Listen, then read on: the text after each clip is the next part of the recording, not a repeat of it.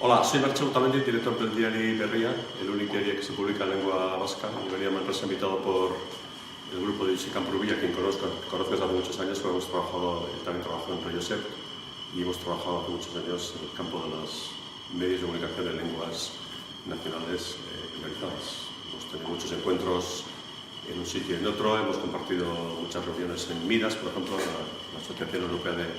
Medios de Comunicación, de diarios en lengua minorizada, y me dijo hace unas semanas si me animaba a venir a Manresa a hablar un poco de cuál podrían ser las vías para llegar a la independencia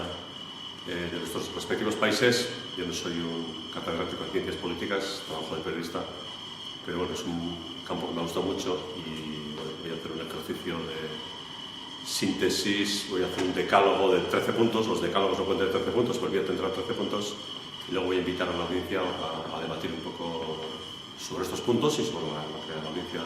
se le ocurra, pero siempre dentro del tema de la independencia, caminos para conseguir la independencia, todas esas cuestiones que en Cataluña tienen mucha audiencia.